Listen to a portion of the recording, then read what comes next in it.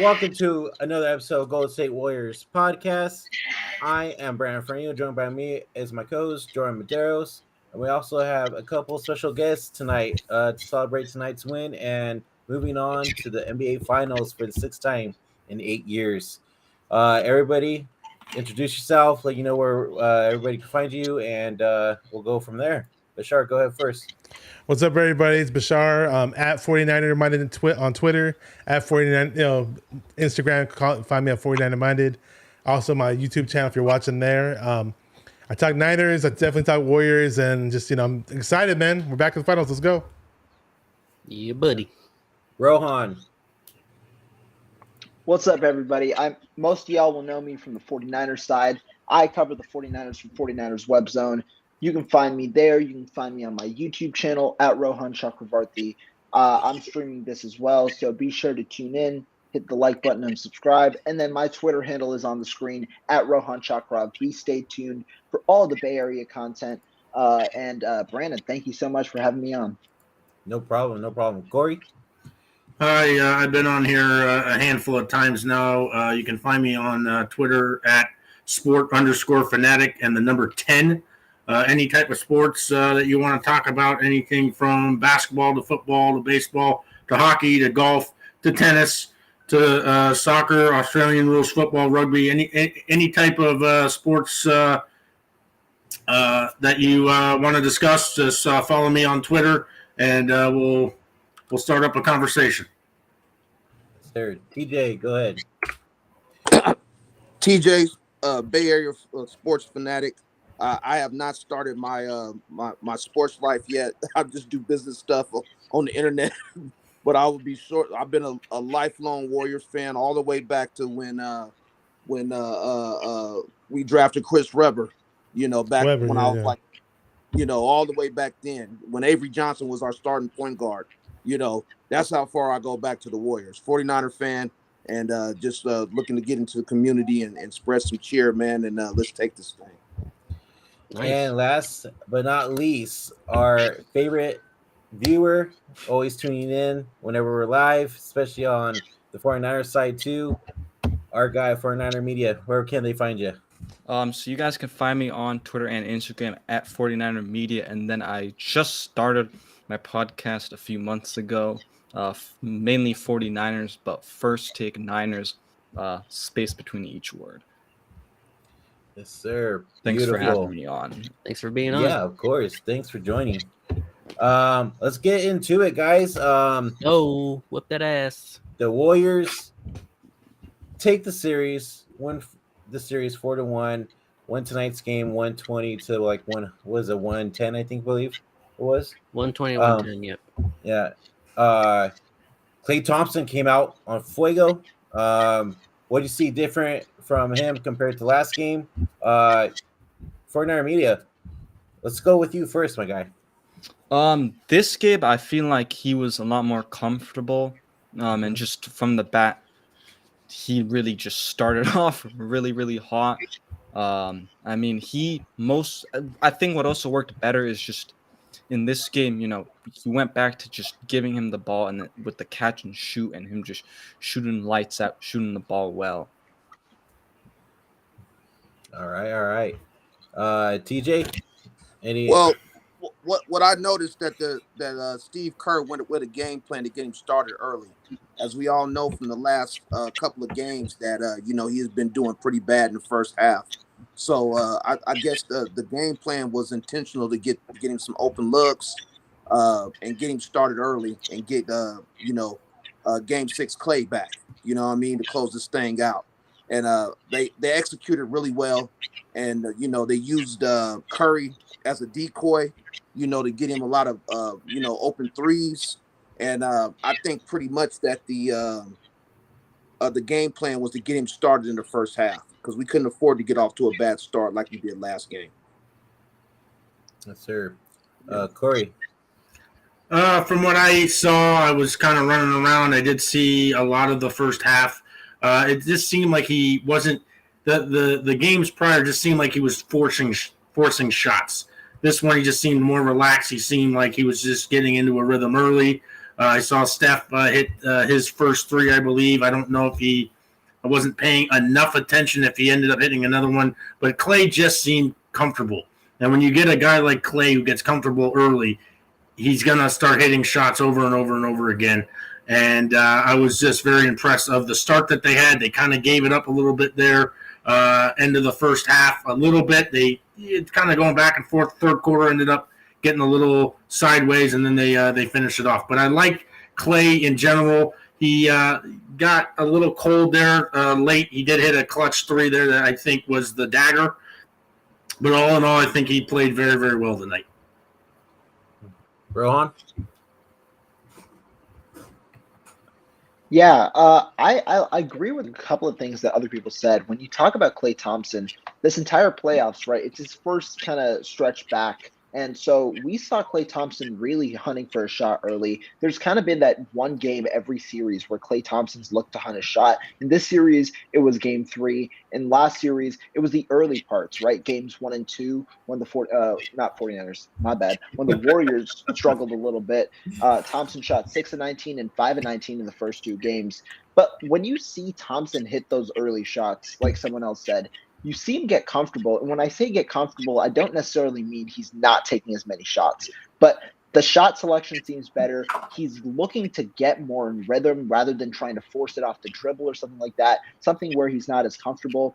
And really that helps the rest of the flow of the offense, right? Because a lot of attention towards Klay Thompson means that even when Curry's having somewhat of a poor day, everyone else can step up. Jordan Poole, 6 of 8, 16 points. Kevon Looney had another monster game with 18 rebounds. Even Andrew Wiggins had 18 points, while Draymond Green was very efficient with 17 points. Really, it opens up the rest of the team. I also really like something that someone said, in that the Warriors started early. We always talk about third quarter Warriors. Today it was second quarter Warriors, 41 points in the second quarter. You never see them.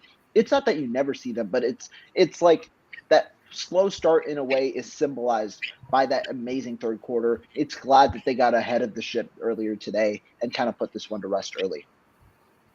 Yes, sir. Bashar, any other thing that you want to add on to that? About in general, though, I just like the whole ball movement. It was excellent. I mean, I don't know that when we get going with that ball movement, I don't think there's any team in this league that can stop us. Mm-hmm. And I love seeing Draymond's energy out there. To see him this aggressive on offense meant a whole lot for this game. It just means a whole lot for this, run into the NBA Finals and to get another ring for that squad. That's Klay Thompson, Draymond Green, Curry, Iguodala. For them to get another ring, that would be huge. So I just love the energy, and hopefully they sustain it. And I liked it a lot. Jordan, you have anything else to add? Yeah, I enjoyed Klay's game tonight. Like everyone said, he just felt comfortable. He let the game come to him tonight. He didn't force anything. And, his defense was on par, I think, tonight. And, I'm just excited that they're headed to the finals now. And I'm ready for Boston because I believe Boston will end it and be in the finals. Yeah. Okay. Joey brings up a good point. I was just going to bring this up right now. The Warriors had 36 assists. So that ball movement was just on fuego tonight. And that's what Warriors basketball is about. You didn't see this most of the series. But I mean, making this happen and the shooting coming down. I mean, you're like, this is Warriors basketball. This is what we've been missing. Only 7 turnovers. Only 7 turnovers. Yep. And 16 for 16 from the free throw line. Yes. That's a underrated stat right there. That's crazy. That's something to point out for sure, because most of the times we're not perfect from the free throw line. And Wiggins was 4 for 4. Yes. Yeah, he was. Yep. And honestly, they had a good game. Just the third quarter they got stagnant. You know who also surprised me as well today? Draymond Green. Belly? Yeah, Draymond. He was so aggressive Belly, today. Yeah. Draymond went 6 of 7 from the field. He was 1-1 on 3-point land and 4 of 4 in free throws. You don't see that from Draymond very often. So keep telling you, better when he scores. finishing with 17, 6, and 9. Damn. I mean that for sure came in clutch as well in tonight's game to put away the Dallas Mavericks. Let me ask you guys. Go ahead, Cor. I was going to say, don't short Moody with his 11 minutes and 7 points either. He came up huge in that first when he came in. Yes, sir. I was just going to bring that up too. Moses Moody comes in, puts in some work, and I mean, I think we all said this like during the game. I mean, he's going to be a freaking star with this team. I mean, him and Kuminga, man, the future, man, looks really bright. Kuminga, Poole, and hopefully Wiseman. Yeah. Let me ask you guys this. I'm gonna go ahead and throw it to Cory first. What do you think about Steve Kerr starting off Bailey first instead of Kuminga? Well, Kuminga never actually saw the floor, to my knowledge, except maybe in garbage time. Garbage time. 3 minutes of garbage time. I was a little surprised to see Bielitsa and Moody and a couple other guys, even JTA, I think, got a little bit of play there early. I think that might have had to do with Draymond getting the early fouls. I think he ended up with 5. But I was surprised, but it just seemed like Steve Kerr was coaching very loosely tonight. He just no pressure, just kind of go in, play your game. You got the home crowd. They're still undefeated at home in the postseason. I said, this is our comfort zone. This is the first playoff run at Chase. Let the crowd kind of feed into it, and showed a lot of confidence in the young man. And I think. If you're looking at the stats there, he went 11 minutes, 2 or 3 from the field, hit his one and only 3-point attempt, and he hit 2 free throws. He was a +4 for the 7 points. I think he could be very key in the finals with some minutes, because this is going to be a very grueling series against whoever they end up playing. Probably going to be Boston, but we'll see. But we have a whole week to try to dissect that. Yes. Let me kick it over to you for 9 Media. What did you think of Looney's performance tonight? And I mean, do you think most of Looney's performance was the reason why we also won as well? So I thought Looney, again, off the glass, tremendous job, was fighting for the ball constantly. Was very, very aggressive on that. I thought at times he could have gone and just take the shot or got the layup. But overall, I thought he did a very nice job tonight. All right. I want to add again, I used to be Looney's biggest hater, for those that don't know, and especially when we drafted Wiseman. I wanted nothing to do with Looney, especially going into the season. I said it on my channel. Actually, I said it that I wasn't too big on Looney and I hated on him. I'm sorry, guys. 18 rebounds, and 10 points tonight. I mean, the offensive rebounding game has stepped up with him, obviously, but just the rest of the team. And we break all these crazy 3-pointers, but then we get the rebound and get another shot and pass it out to somebody else. And Looney's a big part of that. Looney's a huge part of that. Hats off to Looney. Tip my hat to Looney because, man, it's, sure, we got all these really good players around him, but he's stepping up big, man.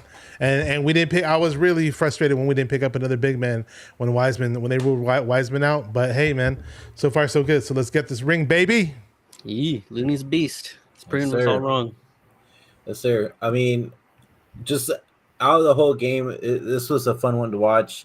They came out hot. They looked like themselves, like I said before. Cory, you have any idea why Steph kind of struggled a little bit tonight? I mean, it wasn't a big factor to where it would affect the Warriors, but what do you think that was about? I know we were focusing on Klay a lot, but Steph didn't start warming up until like towards the end of the second half.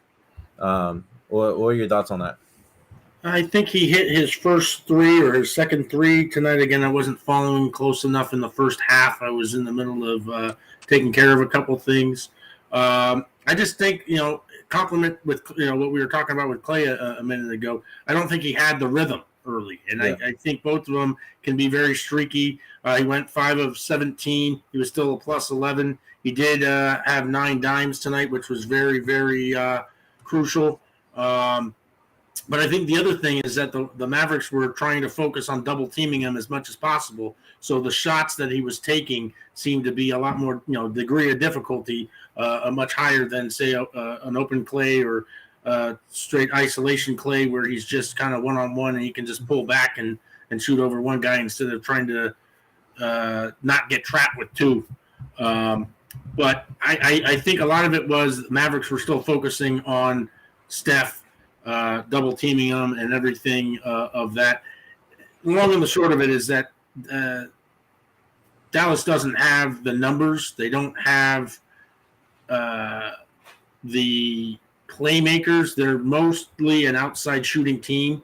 So, you hear the cliche, live and die by the three. That's kind of what Dallas still is. They are still an up-and-coming team. I think they showed a lot of grit in getting through Phoenix in the second round, but they just ran into a much more superior team in Golden State, and they weren't able to counter it like they were with Dallas or with Phoenix, who shoots like the fewest threes in the NBA.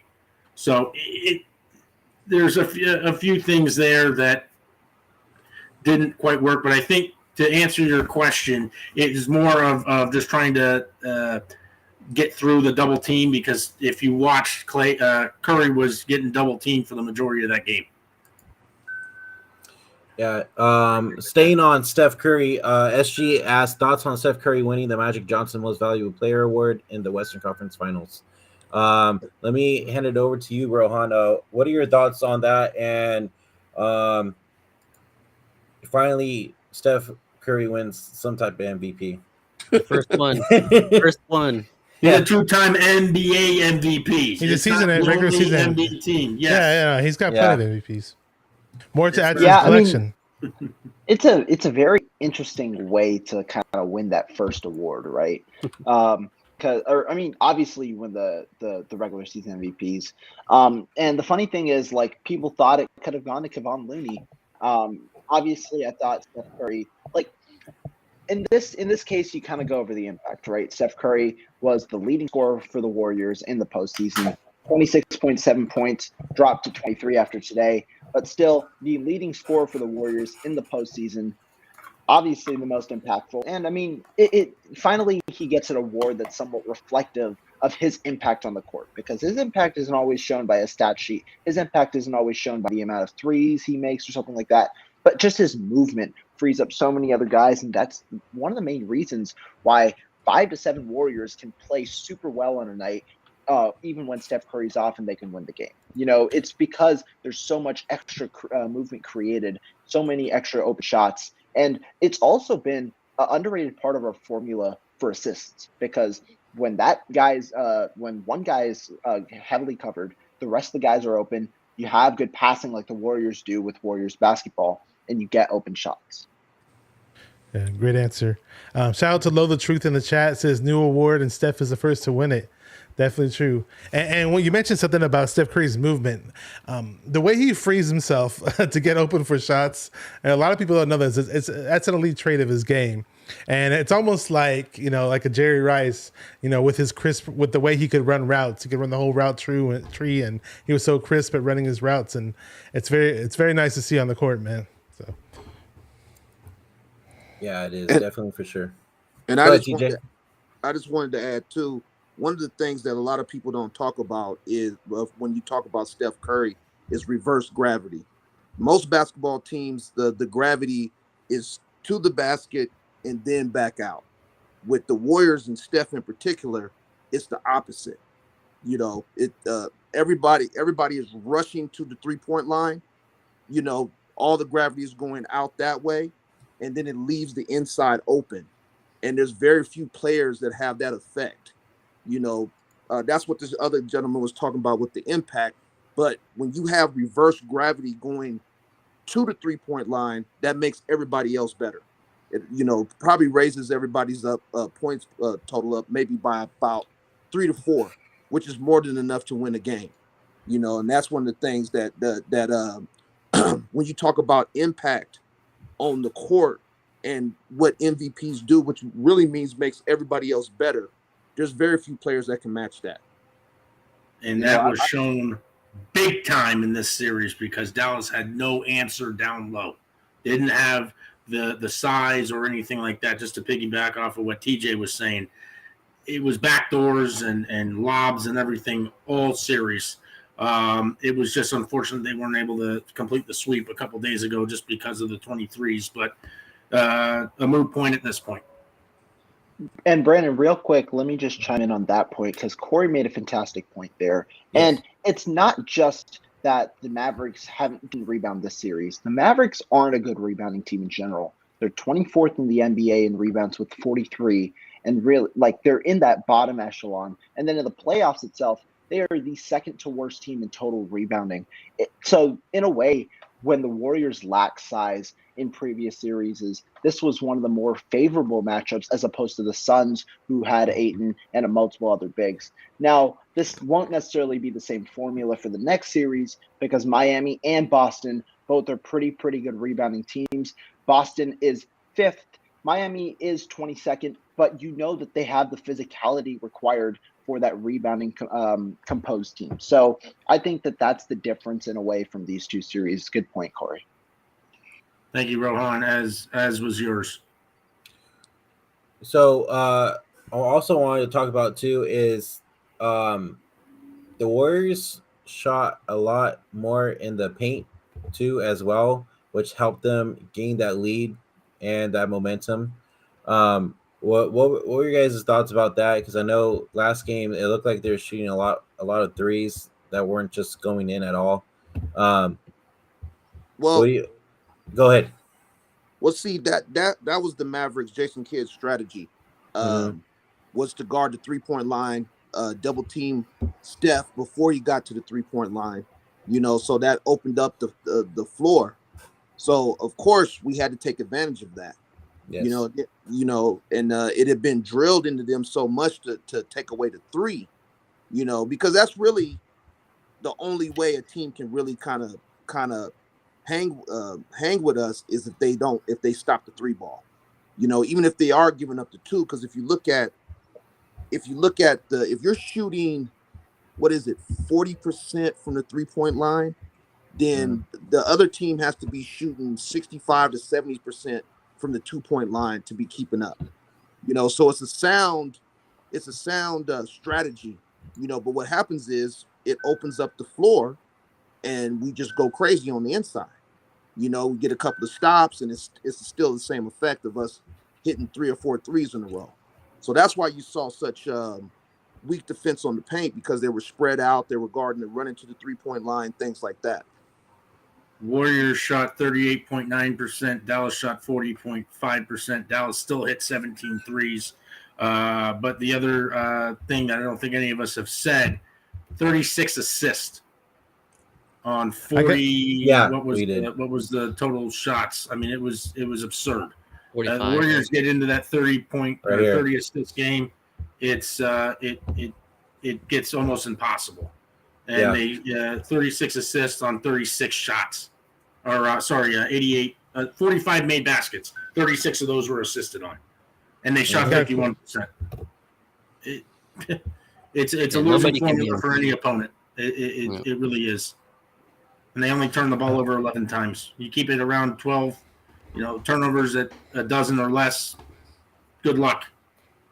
I mean, that's how you beat the Warriors, is force them into stupid mistakes, turnovers, points in transition, the works. So I was curious, what did you guys think of Bielitsa's the defense on Luka Doncic?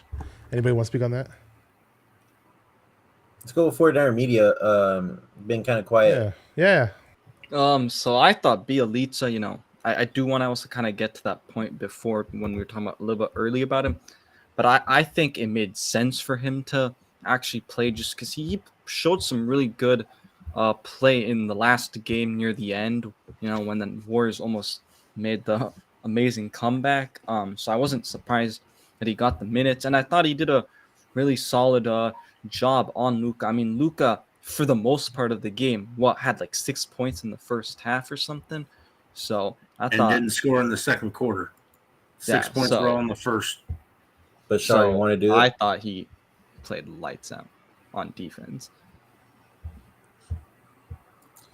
That's good. Rohan, let's get it over to you. We don't have anything to add on that one?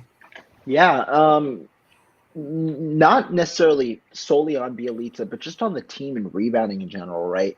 TJ was bringing it up, how the Warriors kind of dominated in the paint, which isn't necessarily always their motto, given how they're a running gun team, love to shoot threes. But the Mavericks are that team as well. And the Mavericks shot better from the three this game, 40.5% as opposed to 38.9% on higher volume as well, 6 more shots. Why did the Warriors win this game? Well, they were 59.6% from twos, and they beat the Mavericks 50 to 32 points in the paint. That was the key part. The Warriors really just used their physical presence this game, this series, not even just this game, but this series, something that they aren't necessarily known for, and that was just an important facet of the series. And the one thing that really adds on to this that we talked about earlier, that 16 of 16 from the free throw line. When you're dominating the paint and when you're automatic from the free throw line, that just increases the aggression of the team, puts you closer, and gets you easier buckets. I thought that was very important. Hey, great point. Yeah. I want to mention something about Curry because you guys were talking about him earlier and it slipped my mind, but I love that play where Curry ran out on that 3-point shot and blocked that dude that was attempting a 3-pointer. That was just such incredible defensive hustle and just an amazing play for Curry, who gets knocked by a lot of people who hate him, I guess, and they say he doesn't play defense or something like that. But in general, he had a pretty damn good game. I mean, his shooting wasn't that good, but we're talking about plus 11 for Steph, 15 points, not the best, but 9 assists, so and 2 steals, so on 1 block. So again, shout out to Steph, our Western Conference Finals MVP, and hopefully NBA Finals MVP. Wearing his jersey as usual. Number 30.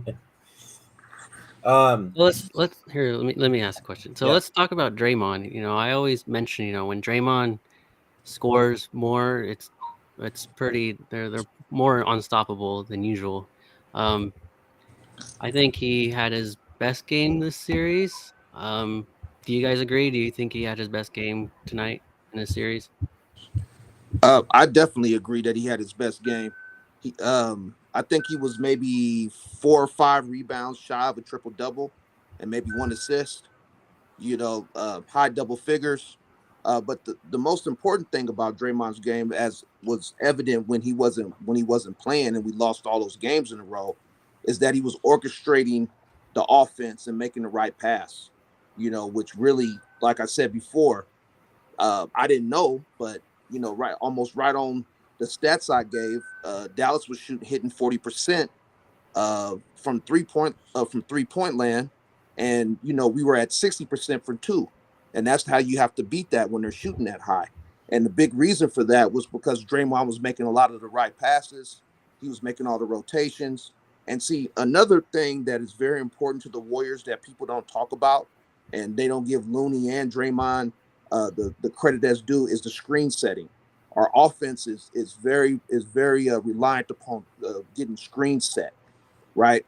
And that's another aspect of Draymond's game that is super important to us that nobody talks about.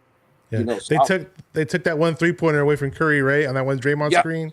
Yeah, no, he just moved a little bit, and that movement was what got him. But challenge on that too.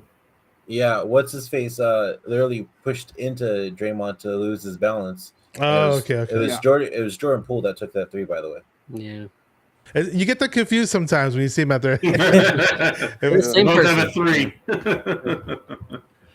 Yeah, but splash party. I mean, I want to go back to Loath of Truth. I think. Where is he at? Right here. So, did you see those interesting comments earlier, Brandon? You don't have to read them or say them. Yeah, I did. Typical. So So he said Steve Kerr is a mastermind on his rotation. You never know what you're going to get off the bench. So like I want to talk about the bench. I mean, you look at our bench and you're thinking like, okay, like they're an okay bench. They're not like the best like what we had back when we were making the finals, right? But I mean, this bench, especially this whole playoff run, they have surprised me a lot, and I'm actually really happy with the bench that we have. Yeah. What are your thoughts on that, Bashar? I love the bench. They just bring so much effort. That I didn't have any. Again, going into the season, I'm looking at some of these guys on the bench. I'm like, I didn't have amazing high hopes, but like for example, for Otto Porter Jr., I mean, we missed him this past few games, but going into the season, I barely knew who he was. I'll be honest, but what a great addition to our team. He's doing excellent in the playoffs. Hopefully, it looks like we're probably going to get him back for the finals. A key guy off the bench that we've been missing is GP2. Just imagine how good our bench will look in the finals with GP2 in the mix. So, and Kuminga coming off the bench, Moody, Bielitsa, all these sleeper kind of players, but I just love it. I remember it was funny because I remember at one point in the season, at least towards the end of the season, people were trying to say that the Warriors kind of lacked identity because you have the veterans side of the team, and then you have these rookies and second-year players on the other side of the team, and they felt like there was no synergy or no chemistry because of that. But I mean, hey, things are looking good, man. That's all I gotta say. Yeah, exactly. Rohan, you have anything to add off of what Bashar said? Yeah, specifically about Otto Porter. Now, I'd been following the NBA for a while. I knew Otto Porter from his time in the Wizards and his entire career. The one thing that I want to say about this Warriors team that we've seen over the past couple of years is just their uncanny ability, really, to transform these role players into stretch fives. Otto Porter had never played center prior to joining the Warriors. Otto Porter was a stretch four and really a three. Now you get these guys on the Warriors, even a Bielitsa, all these different guys, and just because we have such not an uncharacteristic offense, but an offense that's hard to master, you transform these guys into different roles and really expand on their skill sets, right? Because now not only is Otto Porter a 3-point shooter, he also is one of your main rebounders, right? Oh, It yeah. increases the physicality and things like that, and that's something that goes by unnoticed just because we're able to do it with so many different players. Hell, we even made Andre Iguodala, a guy who really couldn't shoot the ball that well, a 3-point shooter at some point in his career as well back then. And so like that's something that I've seen with this group. And the last thing I want to bring up about the bench, this is really the first year in this 6 to 8 year stretch where that we've made the finals, that we've gone with a bench with a bunch of young players, right? Obviously, Wiseman's injured, but you had Moody, you had Kuminga. Normally, it's these aged veterans like a Sean Livingston or whoever. This is the first year where it was a bunch of unknowns, really, with Moody and Kuminga. And it's nice to see that in the small sample size that they've had, each one of them has had those certain games where they've paid off dividends for the Warriors. Excellent, Rohan. Yes. Cory, I'm gonna move on to Go ahead, TJ. you. Hey, go ahead, TJ. What do you TJ. guys say, bro? Yeah, go ahead. speaking on the bench, I just want to put this question into the podcast. Do you think Jordan Poole is regressing? No, he had a good game today. I don't think he's regressing. Yeah, I mean he was 6. What was he, 6 for 8 from the floor today? Yeah. I mean, yeah. And he's taking it to the hoop, and I love it when he takes it to the hoop. Yeah, it just brings so much another dimension to the offense, and I love it. Okay, because I mean, when I say regressing, I mean he hasn't had any one of the takeover games.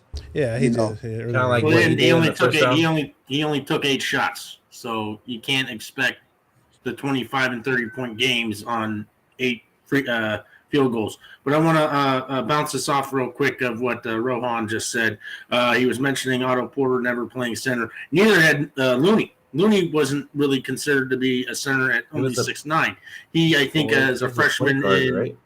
I was going to say freshman at UCLA, even in high school, he hadn't quite hit that growth spurt yet. He was actually he was a guard in the early parts of his basketball career, and he's turned into a rebounding machine. He doesn't have the quickness and everything, doesn't have the leaping ability, but he has been tremendous down the stretch in the regular season and obviously in the postseason as well.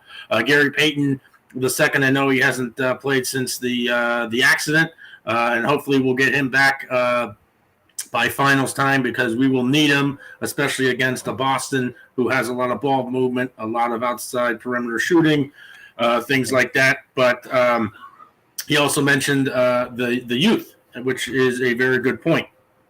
You had guys in the past like a Sean Livingston, David West, who I missed tremendously. I think David Lee was in there to start that run. A lot of really good role players that had a lot of experience on prior organizations.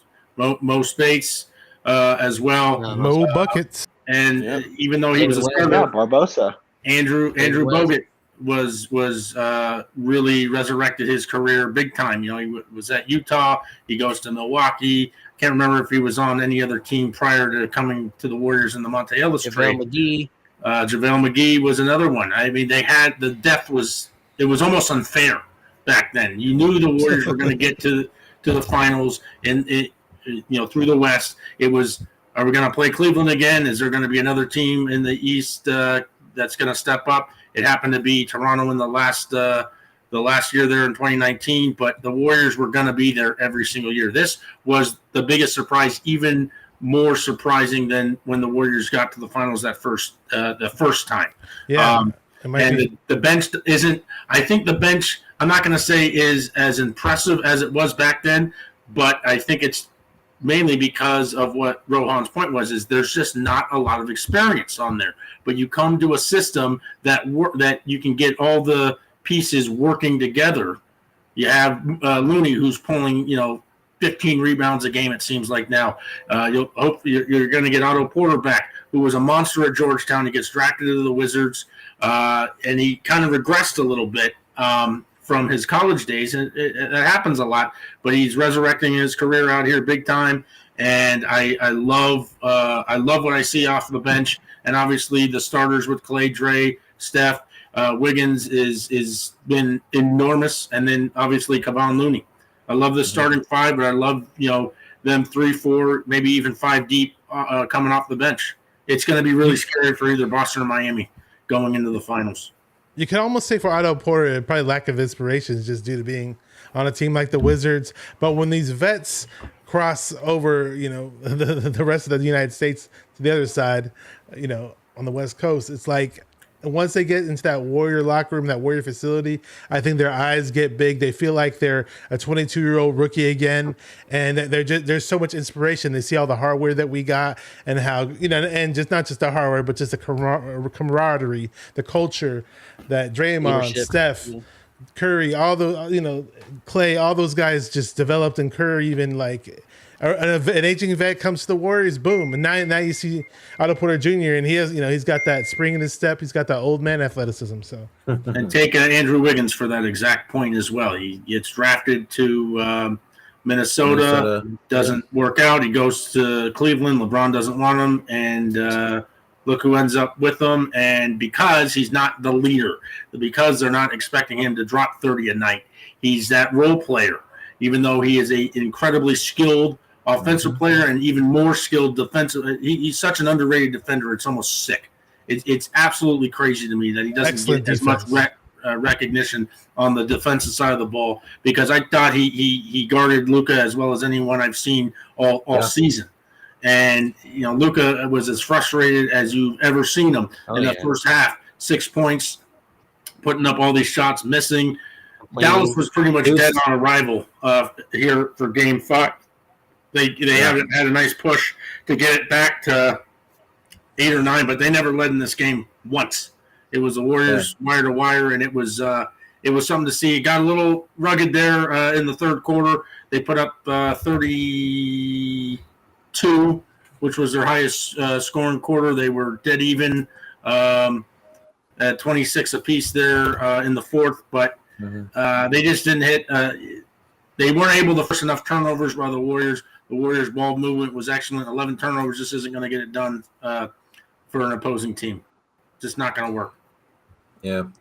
Um. So, Also, too, is everybody bashed on Wiggins when he got that All-Star pick this season too, and then you kind of he saw that regressed. he had a slump right towards the second half of the season, but I mean during this whole playoff run, you see Wiggins picking right back up where he started during the first half of the season.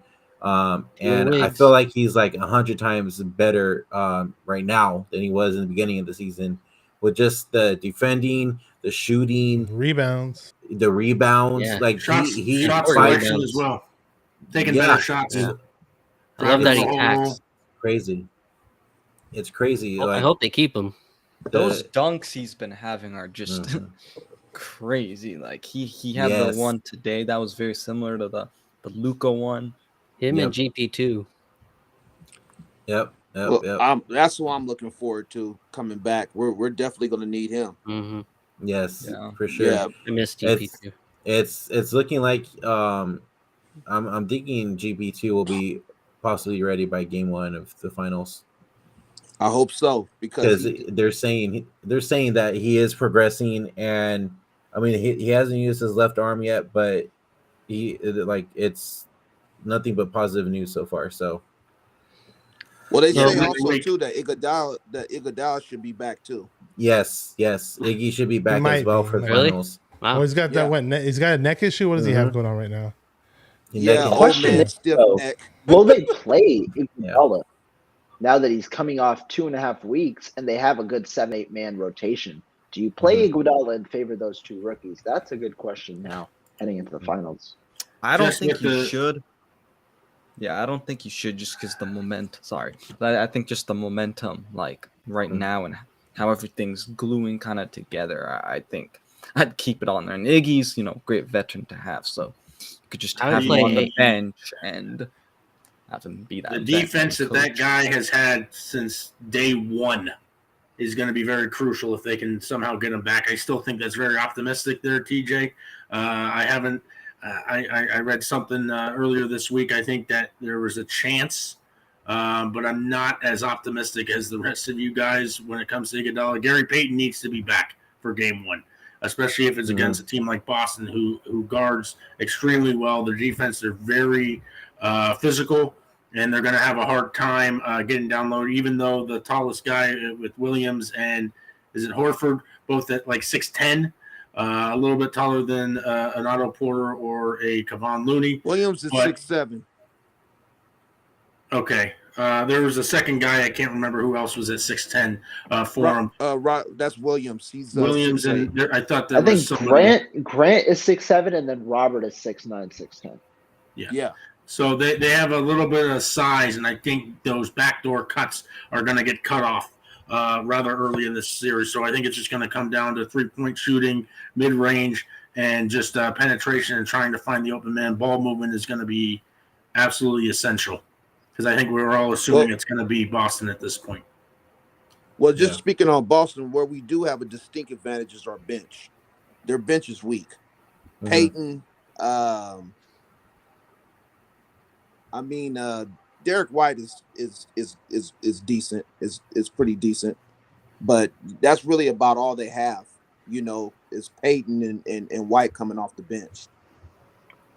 But So the we thing is, definitely- they're also streaky in that way, in that, like, it doesn't matter. It's a 7-game series, and you really just need 1 or 2 games where the bench heats up for you to take those games. Because when the two sides are so close and so similar in terms of the way that they're molded, with strong guard play, with overall ball movement and all of that, that's where it'll come down to. Just if they can get streaky for 1 or 2 games, it's up for grabs for sure. I think Well, go ahead. Well, what does scare me about them is that the defense and the rebounding can hurt us. That's where we're a little weak. Is the rebounding, especially keeping the more athletic forwards off the glass. That's the only thing that kind of makes me nervous, is because if we have one of these cold streaks like we had against the Mavericks, where we went cold pretty much for a half or two, that's going to be kind of hard. We're going to get punished for that mistake against Boston. So, you know, that's one of the things that that does worry me about that matchup. I would much prefer Miami to pull a rabbit out their hat. You know what I mean? TJ and I, like I said, have had many conversations over the phone in the last decade, but you did make a good point, and TJ, fill in the blanks here if I miss anything. If you look at Boston at the beginning of the season, they were just known for their defense. The offense really didn't come into fruition. You come maybe late, New Year's, January, or even post All-Star break, the offense just flurried, and that's why they ended up finishing some 26-6 or 26-7 down the stretch. My biggest question here is Boston, and I see them kind of regressing a little bit. I know they came out yesterday and looked pretty good. Is that offense going to be able to sustain? Are they going to be able to keep that offense going, especially against an elite defense like ours? Or are they just going to rely so hard on the defense that they're going to try to essentially keep the Warriors from like 100 points or somewhere in the low hundreds and try to win kind of the gritty backyard grudge matches? And that's kind of a question I would pose to you guys. I think that this series against Boston may come down to how well the offense for Boston executes. Because as you've seen, the Warriors can shut down even the best of the defenders.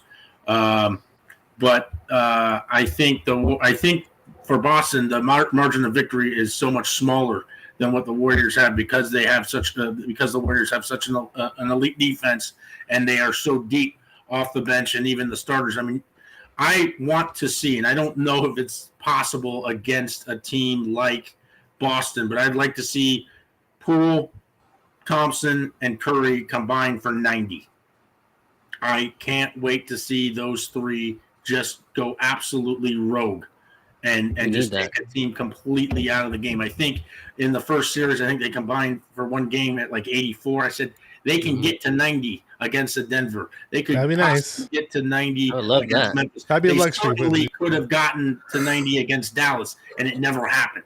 Against an elite defense like Boston, I don't know if that's possible, but that's kind of the thing I'm trying to hold on to for the rest of this series, trying to get these last four. Can those big three just go absolutely crazy where it doesn't matter? And if all three of them are shooting well in a particular game, Boston's going to be in the worst trouble of their lives because you're only going to be able to double team one guy. If you're trying to double team Steph, that's going to leave Clay and Poole single covered or even wide open if the ball movement is there. I'm just saying, I would love to see the big three combined for 90 points one of these days. You told me that before. I remember it stuck in my head. That's a cool stat. Brandon's going to play something for us, and when he's done playing that, I just want to make an announcement or whatever. So go ahead, Brandon. All right. Give me a second. Let's go with your reminder. You're back to the finals. I am on cloud 9, Kareth, and just incredible. I mean, everybody in this organization knows what we've been through the last few years. And, I was thinking about the days I was in Santa Cruz or I was on the rehab table and I dreamt of this moment. And we were written off by a lot of experts, quote unquote, but I knew we had it in us and we're going to celebrate this tonight, but we still want the whole thing. Let's go with their reminder. That's right. Clay deserves it. Today was game 5, Clay, by the way. Game 5. Exactly. Game 5. Okay. I'm switching gears a little bit because we have to, and we didn't acknowledge it the last show we did. So, of course, we're all happy about the Warriors, but this is something a lot more serious than the Warriors or anything that we've been going through in our daily lives for the most part. I mean, that tragedy in Texas should have never happened. It's terrible. 19 kids lost their lives, 2 adults. I might have lost for words. It's disgusting. It's sad. I mean, I have a niece and nephew in elementary school, and we all have somebody in our family that's at that age. So it sucks. It's terrible. But just give your prayers and your love to all the people who lost, the families where they had victims and they lost their lives, of course. And there was also a previous shooting in Buffalo. And we should never hear about shootings all the time. It's just ridiculous and it sucks. And Steve Kerr, shout out to Steve Kerr. He had a great press conference when the pregame press conference for the last game over in Dallas, and he didn't even talk about the game because he was just very disgusted and upset. So I just had to send this out because we didn't discuss it last time, and I didn't want to make it the whole show or anything like that, but I definitely had to acknowledge it. That's all.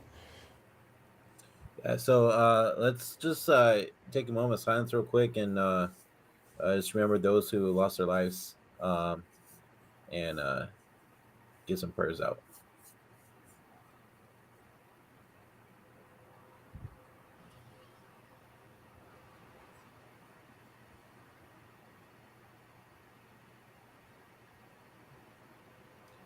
All right. John V says, been holding them close every day since man, just crushed. It's crazy. I myself was in a similar situation when the Garlic Festival shooting happened. I was running for my life. So that really affected me too when I heard about 19 kids losing their lives 2 days ago. So for sure sucks. Something needs to change, like Steve Kerr said, and it needs to happen. The Senate's need to do fucking something because this is ridiculous. Yeah, they said they have a 90. I'm sorry. Go ahead. Sorry, Bashar, didn't mean to interrupt there. I think one of the teachers who was shot, I think her husband just passed away today. As well. He had a heart attack in reaction to it. It sucks. It's just terrible, man. Yeah, that's horrible. So I wanted to move on to what else Clay said in the post-game interviews. I'm gonna go ahead and share my screen real quick. What it meant to him. That man deserves it to get back to the finals. I ate a great breakfast, and before, I don't want to give away all my secrets, but before I even start my day, I just get up and I go jump in my 65-degree pool to wake myself up, and I'm so lucky to even have a pool. And then I just, play with Rocco. I play maybe some Nintendo, and I just try to not watch basketball or basketball media because I try to that's how I clear my mind, is just doing other things that occupy my time that are fun. And I have to keep this, routine going for the next series. I ate a great breakfast. Okay, so there's that one. Right? Let's see. Here's what Draymond says about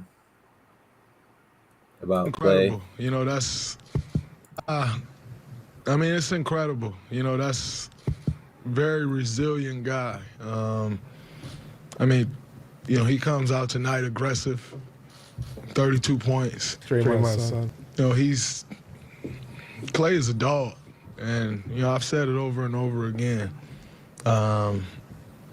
He's going to fight. He's going to battle, no matter what it is. And most important thing to him is always to win. And to take the floor like that with a guy every night, you can see how much it was missing over the last couple of years. And to have him back and still not 100% back to Klay Thompson that we know, but working his way there, it's very special. And we're lucky to have him back next to us competing with us because we know, like I said, we know what we're capable of when he is there. Let's see if there's any other ones. Let's see what Looney has to say. Against Memphis, is that just Kevon? It's 18 rebounds tonight, 22 in the clincher against Memphis. Is that just something you're going to do in every clincher now? That's the goal. That's my job. I go out there and rebound, and when it's time to close the series out, it's always going to be tougher. So you want to up your game. That's one area I can really affect the game and make a difference. And for tonight, I did a good job. Kevon, it's 18. All right, and then there's that one. Let's see what Dre says to the TNT crew. I think both teams are still undetermined who you're going to play in the next round. Who would you like to play?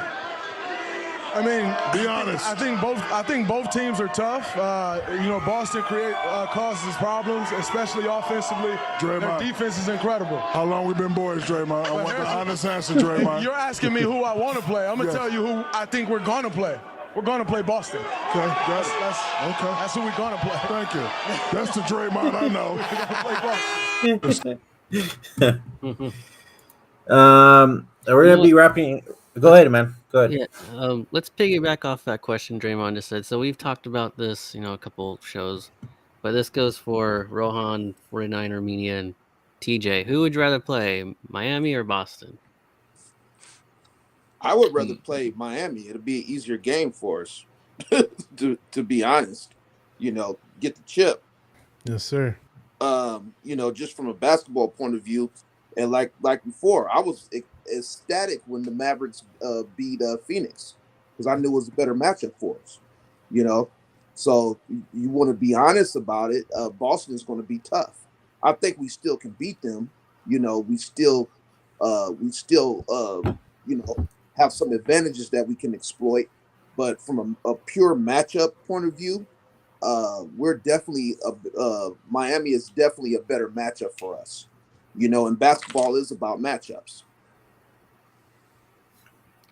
Go ahead, Rohan. Yeah, I mean, I agree if we're talking about matchups, right? Miami is the better matchup. I spoke about it earlier. Miami isn't one of the better rebounding teams. They were 22nd in the regular season in terms of rebounding. Offensively, they're extremely streaky. A lot of their players depend on that streakiness in a way to score. You talk about Tyler Herro, who was injured for a portion of this past series, and if the Miami Heat pull it out, he might not be 100%. You talk about Jimmy Butler, who's also facing an injury of sorts. A good amount of that team has been injured at times. So matchup-wise, I feel like the Heat might be the better matchup. But if we're talking about entertainment-wise, I definitely want the Boston Celtics. I think that series would be electrifying on both sides because you have two very strong defensive teams, two teams that can turn on the gas offensively, especially what we saw from Boston over those last 32 games.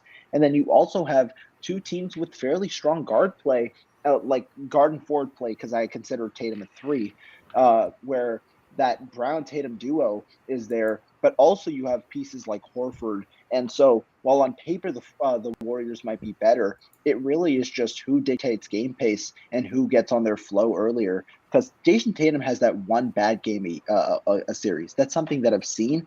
However, can you contain him for the rest of the other 4, 5, 6 games in that series? That's what's important. And so that's something that I'd like to see. However, if we're talking matchups, I agree that it would be the Heat. How about you, Niner? Yeah, I would love to play the Miami Heat for sure. Just because, again, like other people said, the matchup is, I think, a lot better. Also, I feel like Miami's bench is, some of the guys, of course, haven't been really showing up as much. So I think definitely there's a better chance that the Warriors would be able to win versus them. But also, Celtics, it would be so fun to watch the defensive battle. Yeah. For sure. For sure. Anybody have it? Oh, go ahead. Go ahead, Brandon. Oh, no, you go ahead first. I was just saying if anybody had anything new, any questions or whatever. But if you got something, go ahead, Brandon. Yeah, because you didn't ask me to comment on this, I'll just stick my neck in and Cory, go ahead. My 2 cents. The one thing no one's really talking about with Boston is how injured they are. I can guarantee you that Marcus Smart will not be at 100% at any given point during the finals. The particular injury that he has, to the little bit of knowledge I know medically, is it really takes about a month for that type of injury to fully heal, and he doesn't have a month. He might have about 5 or 6 days if they end up closing it Miami out tomorrow at home. And if you watch the game 5, he looked like he was going at about 50% speed-wise. I mean, you couldn't even really get up and down. That ankle or foot is still really, really bothering him. Now, is he going to be able to play at a higher level than that with, say, a week off? Perhaps. But you still have Horford, who's been hurt. And you had, I can't remember who is There was another guy there that wasn't anywhere close to 100% at earlier in the series. This team is not anywhere near. Healthy. Robert Williams. Robert Williams was the other one. Thank you, Rohan. But it's gotten to that point where Boston will be the tougher matchup. There's no doubt about it. I think America would rather us face Boston just because I think it's going to be a more intriguing series. And it is a big if Miami can pull this out, I will be willing to bet you it's not going past 5 games. Miami is in a lot of ways a lot like Dallas, very streaky. The defense is okay. It's not great, and the bench is absolutely putrid. It's just going to be one of those matchups that is going to be a very, very boring finals because as long as the Warriors play their game, yes, I think Miami has a little bit more size and a little bit more physicality than, say, Dallas, but it's a matchup nightmare. We took we took both games from them. We did finish with the same record, but the tiebreaker did go head-to-head that we took both games, and we weren't playing anywhere near as healthy as we are. And I understand Gary Payton hasn't played since the Memphis series, and Otto Porter has missed the last couple of games, but it should be Boston. I would rather play Miami just because it is an easier series, but they always say to be the best, you have to beat the best, and Boston, to me, is clearly the best team in that conference. All right. I wanted to add that there's some 49er players in attendance. George Kittle, Deebo Samuel. I don't know who else. So the picture I saw was check. Check. So Trey Lance wasn't with him? I didn't see him. Okay. Also, but hey, Kittle, good sign, right? Good sign, right? There too. Keeping the mojo out in the city. Absolutely. Yep. So if you guys haven't yet already, hit that like, subscribe button for all your Dubs news. We'll be on again for the finals after game 1. So catch us then. But before we head out, if you haven't yet already, go over to our Twitter page. It's at GSW_podcast. Our Instagram page is locked in GSW podcast, spelled all the way out. Go over to our Twitch page, twitch.tv/locked in GSW podcast. And our YouTube channel, we're still trying to get up to 100 subscribers at least to actually get a website. But if you haven't yet, just spell out Locked In GSW Podcast on YouTube and hit that subscribe button. Other than that, John V says congratulations again, fellas. What up, John V? Thank you, John. John V. Respect, John. Respect. Yes, sir. And before we end it, let's get this picture on right here. Yep. Back in the Yes, finals, sir. baby. Beautiful Finals. Yes, sir. That's a beautiful thing. And you got Jordan Poole right there in the middle. Love it. Yes. It's a splash party. Absolutely love it. Your 2022 NBA Western Conference Finals champions, the Golden State Warriors. All right, Dub Nation. Dub Nation. Back in the finals, baby. Let's Straight go. center. Until the NBA Finals. We'll see you next time. Whoop that trick. Whoop that Go trick. Dubs. Let's not say that because Memphis is long We gone. know what happened. Memphis is long gone. Yeah. All right. Peace, guys. Peace. Peace.